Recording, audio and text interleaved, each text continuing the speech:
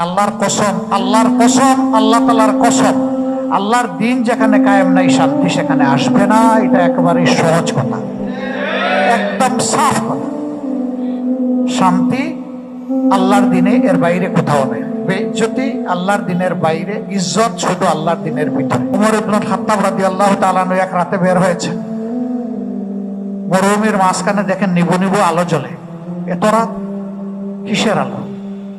আস্তে আস্তে কাছে ভিড়লেন, দেখেন এক মহিলা কি জানি একটা জিনিস হান্ডির মধ্যে নাড়াচাড়া করতেছে আগুনের উপরে। কাছে গিয়ে দেখেন হান্ডির ভিতর কিছুই নেই, খোলা হান্ডি, কিচ্ছু নেই, একটা পানিও নাই। বললেন, মা এটা কি? বুঝলাম না, আপনি আগুন জ্বালিয়ে এই হান্ডি নাড়াচাড়া করছেন কেন?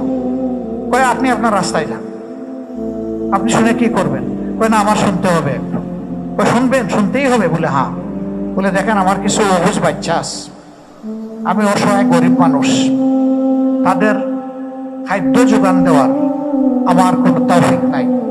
আমি এখন মদিনার পথে রওনা করেছি। আমি খলিফার মুখামুখি হয়ে জিজ্ঞেস করব যে তিনি এই দেশের খলিফা কিনা। যদি খলিফা হয়ে থাকেন তাইলে আমার বাচ্চারা কেন খাবার পায় না? তিনি বললেন যে বাচ্চারা এখন কি হালতে আছে? ওই যে কান্না শুনেন না? তিনি বললেন যে আমি একটু আসি। আর কিছু না বলে তিনি রওনা দিলেন।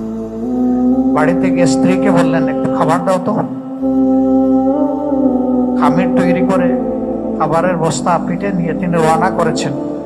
তার যিনি সহকারী তিনি বলতেছেন, খলিফাতুল মুসলিমিন এর দায়িত্ব আমাকে দেন, আপনি কেন বোঝা বহন করবেন? তিনি বললেন, চুপ থাকো, আমার হাসরের বোঝা তুমি বহন করবে না, আমার বোঝাটা আমাকে বহন করতে দাও। ওখানে গিয়ে নিজ হাতে বাচ্চাদেরকে খাওয়ালেন, মায়ের হাতে খাবার তুলে দিলেন, দিয়ে বললেন যে আগামীকালকে আসেন, খলিফার দরবারে আমাকে পাবেন, আমি আপনার পক্ষে কথা বলব। মহিলা যথারীতি এসেছেন, এসে খলিফার অপেক্ষা আছেন। দেখেন যে গত রাতের লোকটা আছে, কিন্তু খলিফাকে। অনেকক্ষণ পরে একজনকে জিজ্ঞেস করলেন, খলিফা আজকে আসবে না? বলে, খলিফা তো আছেন। কোথায়? উনিই তো খলিফা। মহিলা ওনাকে বিদায় দেওয়ার আগে বলল, বাবা, আল্লাহ তাআলা খলিফা বানাইলো ওমর নামের একজনকে, তোমার মতো একজনকে আল্লাহ বানাইলো না কেন? তিনি বললেন যে না, ওখানে গেলে পাবেন।